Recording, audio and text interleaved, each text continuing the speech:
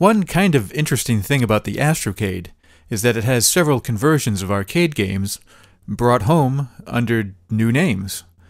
Like Galaxian became Galactic Invasion, Wizard of War became The Incredible Wizard, and then Space Zap became this game, Space Fortress.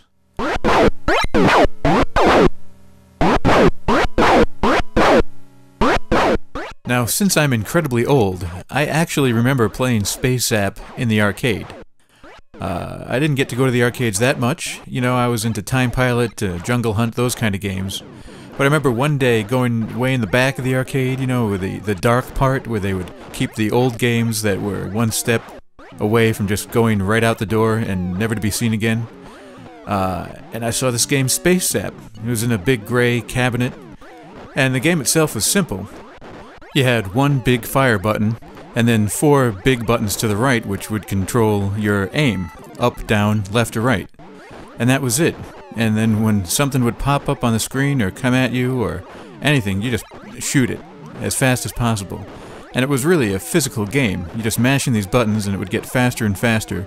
And the game was all just about quick reflexes and reaction time. That was it. Just pure physical activity. And it was a lot of fun. A similar gameplay idea was used in Cosmic Arc for the Atari 2600. You know, the parts before you descend to the planet, when your ship is in space and you're shooting at the meteors coming at you from the 4 cardinal directions. And that's a lot of fun. But if you want the semi-real deal, you want Space Fortress for the Astrocade.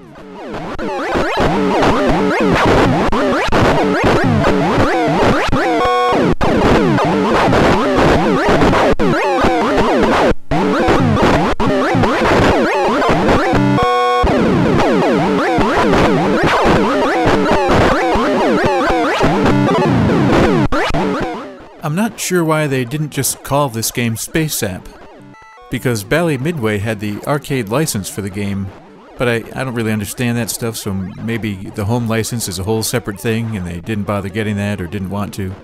I'll put a link in the sidebar to the Space Zap page at Killer List of Video Games, so you can take a look and see that the graphics are indeed basically the same, and that Space Fortress is a home conversion of Space Zap.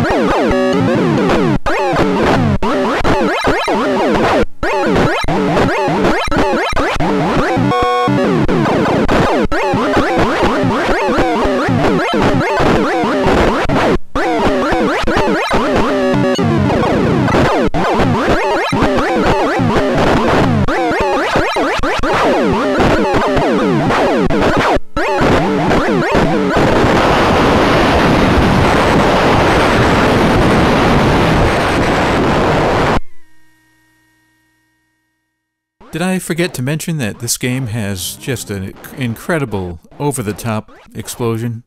It's just fantastic. I love it.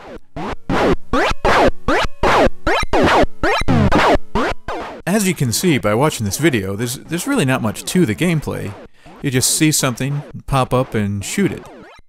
The only thing to mention is that when something pops up, you want to think about firing first and aiming second, because your laser will actually stay active for a little bit. It's not just good for shooting in one direction. So if you shoot while you're aimed the wrong way, you can still, you know, jam the controller in the right direction and hit your target. So if it looks like I'm spazzing out while I'm playing, it's not just because I'm a spaz. It's also because I'm trying to maybe luck out and hit something that pops up before I even really see it, you know? Or I was aimed wrong and am trying to correct that. Or I'm a spaz. Mainly that.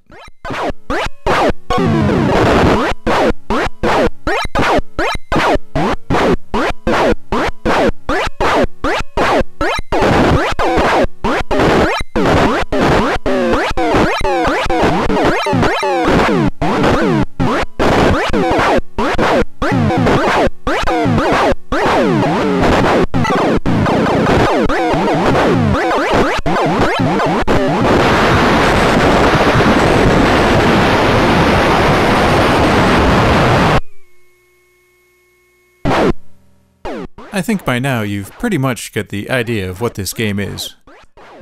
It is really simple and basic, but it's a lot of fun still, certainly in small doses.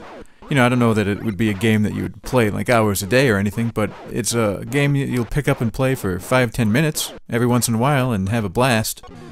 Literally, with those enormous great explosions. But now, as I'm prone to do, I'm going to kind of contradict what I just said.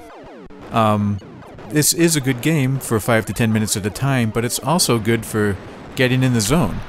I'm not really in the zone in this gameplay here, but sometimes you just are just so locked in that it's like you can hit anything, your reflexes are perfect, and that can be a lot of fun. So yeah, if you're into pure Twitch reflex gaming with speaker melting sound effects and when you die just incredibly over-the-top explosions, then Space Fortress is your kind of game.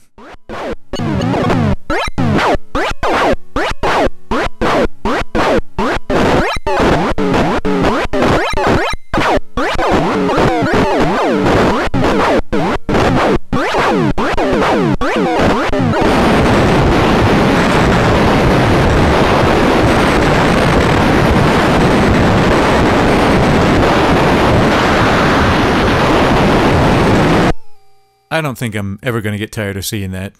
I think I play this game just to watch myself explode.